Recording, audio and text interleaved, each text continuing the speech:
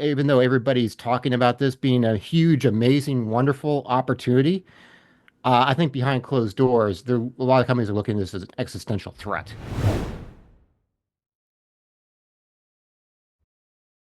Steve and Joe back for another day here at Question Time. And I'm going to throw this out. This is a headline from Forbes today, and it's questioning the $100 billion investment that Amazon intends to make in AI. Wow, there's that topic again, Joe.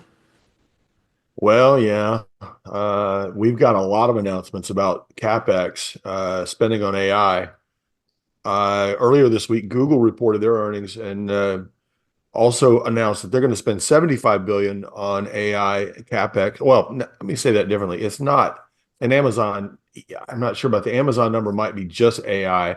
Google just raised their capital expenditures overall to 75 billion. It's not just AI, but that's up from I think 40 something. So it's a pretty big jump.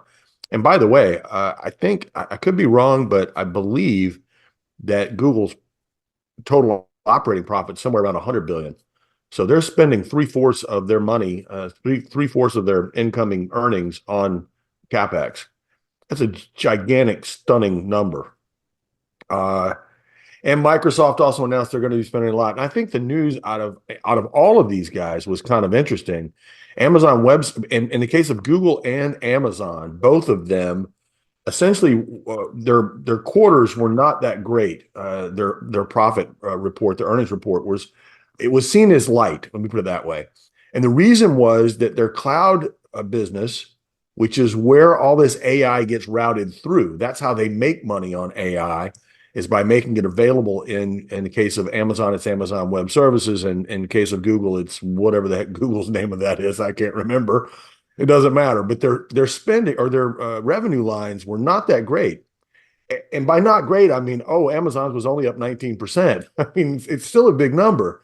But both of them said the same thing. They don't have the capacity to do more. And most of it is a power problem. They either don't have enough data centers, but where they do have data centers, they don't have power to run them. And it's going to take some time to get that up and going. So the payoff on this stuff just keeps getting pushed out. And in some cases, it's because there's not a payoff to be had in some ways, but in other ways, it's just a limit of what's going on in the economy that we can't provide the power to power these data centers. So look, it's a stunning amount of money, guys. I don't know if it's ever going to pay off. I would just say that, boy, it better. Right now, it's paying off for NVIDIA in a pretty big way, but everybody else seems to be struggling a little bit trying to figure out how to make money off of it. So we'll see. I don't know, Steve. I'm like Joe. Sounds like a lot of money. But I remember the dot-com thing back in 2000, the tons and tons of money went into that, and then wow, crash and burn. Yeah, and that internet thing actually worked out pretty well. A lot of the underlying promises worked out pretty well. It was just that massive amount of capex. Remember, there was the Y2K thing going on then too, that all the computer systems were going to crash when 2000 rolled over because everything was on just two digits and couldn't go to 00 without going back to 1900. Um, so there was that whole story along with the internet driving this big boom in capex. And even though the technologies worked out, yeah, you ran into some issues when the capex spending came down, and I'm suspicious we might be repeating some of that here with AI turning out to be, a real thing, like the internet was a real thing, like a real big thing. But some of the multiples and some of the capex spending, not getting a little over enthusiastic. This is feeling a little enthusiastic. You know, Something else I wanted to mention, just dragging up a little bit my dark past. I have on occasion done some investor relations consulting where I've worked with companies in terms of their messaging, their positioning, putting together earnings call scripts and whatnot. And we wanted to not doing any of that right now with any companies or whatnot. So I'm totally free to speculate on what might be going on behind the scenes. So I'm gonna speculate on a few things with this AI. One is, even though everybody's talking about this being a huge, amazing, wonderful opportunity, I think behind closed doors, there a lot of companies are looking at this as an existential threat. That, rather than be an opportunity, if they miss the boat on this, they might be going out of business. And you don't lead an earnings call with, hey, there's this new disruptive technology, and if we don't get it right, we may no longer have our dominant share. So even if we don't have a plan, we're going to start throwing money at this thing because we can't risk to be left behind. You don't phrase a call around that. I think a little bit of that's going on. Another thing also with tech companies is they really like spending money. And they really, really hate returning money. And I can even remember being in some private discussions around an acquisition where we had to figure out how to spin it to the public. And, one of the hopes was that nobody actually ran the numbers and realized we were paying more for the company. The company I was advising was paying more for that acquisition company than the value of the entire market. But they were in a position where they just had so much cash on hand. Their only other choice was really going to be to give more back to investors. And they really don't want to do that. They wanted to find stuff to spin to grow their market or acquire new technologies, no matter how much they had to pay for it.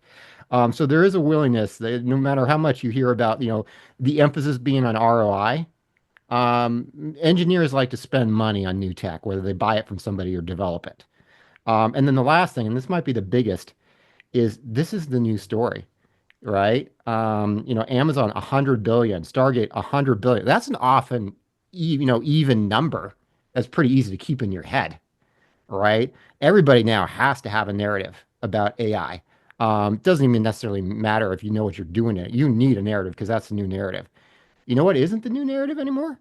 ESG, STEM, clean tech, diversity in the workforce. We're not talking about all that stuff so much.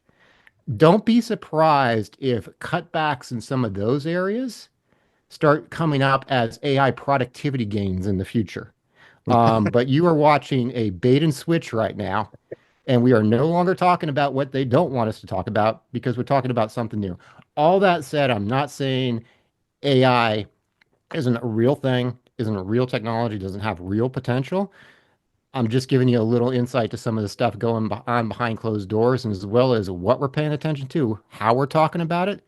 Also, keep in mind sometimes what all of a sudden we're not paying attention to and we're not talking about. And yeah, Joe mentioned energy.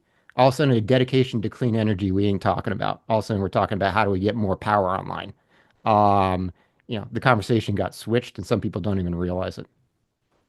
So, Joe, before you look at the economic news for the week, got any thoughts about what's going on behind the curtain, like Steve did? Yeah, actually, I'm going to give you one behind the curtain. Uh, I think everybody ought to think very carefully if you're going to put money in any of these companies or any of the companies that are associated with AI. Here's one of the things you ought to know. And I'm not gonna name the company because we know people that work there or have worked there. So I'm not gonna name the company, but I am gonna say, and this is not inside information in any way, shape, or form. This is information that you can get from Morningstar. We look oftentimes at insider buying and selling. Now, there are lots of reasons why people might be a seller of their own company stock. Lots of them. Got to diversify, whatever the case may be. I'm buying a house, whatever it is. There's lots of reasons why they could be selling. But there's only one reason why they'd be buying, and that's because they think it's going to go up. So this particular company is very highly associated with artificial intelligence. It is not one of the Mag 7, but it is a company that everyone will know. Everyone would know the name. And some of the most prominent people in Silicon Valley were original investors in this company and are still investors in this company. And when you go look at the insider sales page, and I just use Morningstar, we happen to have a subscription there. There are 51 pages of insider sales, and there's 10 sales per page. And that goes back to 2023. If you just go to 2024, the beginning of 2024, there are 33 pages. So 330 individual transactions in this company of insider selling. And by the way, that is not everybody inside the company selling. That is only the officers and directors that are selling. One in particular who has been all over television and everybody would recognize him has sold close to $1 billion worth of stock in the last year. So I ask yourself this. If you want to buy this stock or any other stock that's in this space, and because this is not the only company where this is going on, do you want to be the liquidity for the guy on the inside to get the hell out? Because that's what you're doing. You're providing them with the opportunity to sell this stock at these exorbitant prices and cash it out. And think about this, they want cash. And again, if it was that they were selling a small piece of their holdings, fine. But 50 pages of this stuff, 500 sales over the last 2.5 years. By the way, they were selling these stocks at even lower prices, much lower prices. They were aggressively selling it. So my point is, you want to think about that and take a look at those things before you start investing in one of these companies, because we saw the same thing back during the dot-com boom too. All the insiders were bailing, and all the retail guys, all the little guys were stepping up and buying the stocks, and they got burned. So don't be one of those that gets burned. So let's talk about the economy this week. We got some economic data this week. It's kind of, I would call it mixed, because there were some things that were positive. But I will tell you what, we are still seeing distortions from COVID, believe it or not. And I'm going to highlight one of those here in just a minute. In fact, I'll do it right now. We look at the economic data, look at all the economic reports for the week, and we see these things as they come out. And some of them we go in and look at the real in-depth details. Most of them you can just look at the headline, you know what's going on. But anyway, we got an ISM manufacturing survey this week. The manufacturing version came in at 50.9. Now, since October of, no, excuse me, a number above 50, by the way, means that manufacturing is in expansion. Below 50 means it's in contraction. So if you look at it, we had one reading above 50 last year in March, and it was 50.1 or something. It was just barely above 50. That was last March. Prior to that, you have to go all the way back to October of 2022 to find a positive number, one above 50, where manufacturing was expanding. Well, we're back in positive territory now, 50.9. We've been talking about this for how long, guys? 9 months. This is coming. We knew manufacturing was going to have to revive. Inventories got too low. We knew this was going to happen. Now, some of this may be about avoiding tariffs, and we'll get to that in a minute, because that's also part of the data this week, are about front-running the tariffs, not evading them. They're not evading them. They're taking actions now to get ahead of them. So that may be some of this, but I would also point out too that new orders were 55.1. That's a big number. That's a big jump. And new orders tend to lead the overall index. So if the new orders number is up at 55, you're probably going to see this ISM number continue to climb. Prices paid also went up. That's another indication that there's big demand here. 54.9 versus 52 last month. A pretty good climb. Now, I want to contrast that with the ISM Services Index, which also came out this week, and it fell to 52.8 versus 54. Now, remember, we've talked about this before. We've been talking about this for years now, 3-4 years since COVID. We had this disconnect. At the beginning of COVID, everything gets shut down and everybody sat home and they bought stuff. They went on Amazon and Wayfair and wherever, and they bought stuff because they had money in their pocket, and Americans cannot sit still with money in their pocket. They're going to spend it. And they did. They went out and bought hot tubs or whatever the hell else they could buy. Actually, a lot of it was home oriented because everybody was stuck at home. So we had this big surge in manufacturing, big surge in the goods side of the economy. Goods consumption went way up. Services consumption was in the dirt because you couldn't go take a trip. You couldn't go out to eat. You couldn't do all those things. Well, then it flipped when you got to the point where now everybody things started to open up again. People were able to travel. People were able to go out to eat and those things. And the services side started to pick up.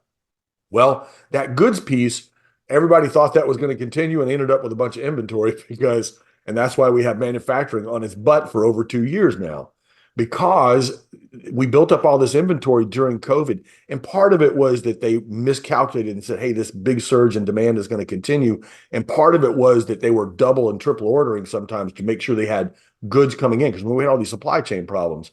Anyway, the bottom line is America ended up with a big inventory problem, and we've taken 2 years now to get out of it. But again, these things normally go at about the same rate. And now they're going in opposite directions again. Services is pulling back. Manufacturing is picking up. And we're not done yet. I've compared this in the past to an an earthquake, because what happens with an earthquake, you get this big giant seismic event, and then it just keeps going, and it takes a long time before it gets down to zero, because you get aftershocks, and that's kind of where we are. So it's going to be extraordinarily interesting to see what happens with services here. Does it go below 50? I think it very well could. We'll see what happens. Let's see, what else do we have this week? We had construction spending up 0.5. That was a number that was expected. Didn't see anything really interesting in there. One interesting report was the JOLTS report, the job opening and labor turnover survey. Job openings fell from 8.2 million last month to 7.6 million this month. That's kind of a big drop. We're back down to just about the level, a little above the level in pre-COVID. Pre-COVID, these numbers were running a little bit south of 7. I think in 2018, it got up as high as 7.4. So we're kind of in that pre-COVID range now. Look, that's still a high number. We've still got, I think, 1.1 people available for each one of those jobs, if you look at unemployment. So point is that that's, and by the way, we kind of need the number to come down in a way, because we're kicking a bunch of folks out of the country. So a lot of the change in employment over the last couple of years has been from immigration. And if we're reversing that and sending people home, we're going to end up, well, listen, we already talked about this. We have a labor shortage, and it's going to get worse. Look, I'm not going to get into the politics of that. That doesn't have anything to do with it. What I'm talking about is the economics of it. We're going to have fewer people coming into the workforce. And if we continue to grow, which, gosh, we hope we do, then we're not going to have enough people to fill these jobs. So 7.6 million open jobs. I don't know where we're going to get the people to fill them. But the unemployment rate's down to 4% anyway. So I just don't know where you're going to get people to fill these jobs, especially when we're listen, population growth this year, because of all the people we're leaving that we're, getting rid of, probably going to be zero or negative. We've not seen that in a long time. We saw that immigration number drop way down during COVID, and we had a year where I think it was really close to zero, but it didn't go negative. It's going to be interesting to see how far they take this and how far what happens to the actual population. Look, guys, I'm not being political here. What I'm saying is, look, economic growth is dependent on workforce growth and productivity growth. That's the only two factors you've got to get economic growth. And we're taking the workforce growth piece and we're driving it in the wrong direction. That's just the nature of the beast. It means that growth is going to come down unless you get a big surge in productivity. And the problem with that is we got a productivity number this week that was 1.2% versus 2.3 last quarter. That is not a good number, guys. Think about it. If you take productivity growth and workforce growth and you add them together, that comes really close. It's not perfect, but it's a pretty good approximation of what your GDP growth is going to be. So if workforce growth is zero, what does that tell you about productivity growth? If it's 1.2, that is not a good number. You need that number in the 2s or 3s to get the overall GDP growth rate to even stay where it is. So we've got to be really careful here. And this is what we've talked about a little bit over the last few weeks. There's a real balancing act here in trying to do what the Trump administration is trying to do. You have to be really careful here that you don't push too hard on things. You got to move slowly. That's what I keep saying. If you move fast, you're going to break things. We're going to end up with a recession. So I hope listen, I know Bessent knows that, put it that way. So let's see how this proceeds. What else did we get this week? We got trade balance. There's another one that was interesting. We have trade balance. Now, we talked about this 2 weeks ago. That was the goods trades balance. This is the overall, includes services. Minus 98.4 billion in the month. That's almost a record. It's not quite a record. It's pretty close. That's versus just 78.9 last month. And what happened? Well, exports went down by about 7 billion, 266 versus 273, and imports went up to 365 versus 352 and a half. That is people getting ahead of the tariffs. They're buying stuff and stockpiling now on the import side. Exports, I don't really have a good answer except to say that China's economy is not doing that well. And I would say, too, that they're probably not anxious to be buying stuff from us since we're imposing tariffs on them. That's just the way that goes. Let's see, what else did we get? We got jobless claims, 219,000. That's still a low number, still no problems there. We got vehicle sales this week. That was kind of interesting. Vehicle sales had been up around 17 million. We dropped down to 15.6. I don't know exactly what that is. It could be interest rates. I'm not really sure. Vehicle sales month to month tend to be really volatile, so we're not going to read too much into that right now. And of course, the big numbers today were payrolls. Non-farm payrolls up 143,000, only 111,000 on the private labor side, private market side. The rest made up by government. Participation rate went up a tad, 62.6% versus 62.5. Unemployment rate fell from 4.1 to 4. And what else did we get? Oh, and the number that was a little bit shocking, and not to us here, because we just talked about it. We're worried about this lack of labor. And what do you get if you have a limited supply of labor? Wages go up. Now, it's not necessarily a bad thing necessarily, but if you have wage growth and like that, because it was up 0.5 on the month versus a zero point 0.3 expectation, that's a pretty good jump. And so if you get wage growth that's running hot and you have no productivity growth, yeah, you're going to get inflation. So you got to have productivity growth. If you're going to raise wages, you better have productivity growth. Otherwise, that's going to show up in the inflation numbers. What else did we get? Consumer sentiment. Consumer sentiment. And look, we've talked about this University of Michigan consumer sentiment number of times. It's very political, very skewed by politics. I have not had it just came out a little while ago. I haven't had a chance to look at the details, so I don't know exactly what drove this. But consumer sentiment went down again. We had a little bit of a surge in consumer sentiment after the election. We're right back down to the lows where we were, 67.3 versus 71.1 last month. My guess is it was driven by the Democratic side, possibly the independents as well. In fact, it would have to include independents because Republicans are not going to be a big enough piece to drive it all by itself. I mean, Democrats by themselves wouldn't be enough to drive it down that much by themselves, I don't think. Anyway, the more importantly was the inflation expectations in that report. Jumped from 3.3 to 4.3. Listen, I think people have the wrong idea about what tariffs do to the inflation rate and what they do to prices. But nevertheless, people believe it's going to be inflationary, and that's what we're seeing there. Look, all of this on the week, it really didn't mean all that much to the market. The dollar was down a little bit this week, down 0.1%. It's nothing.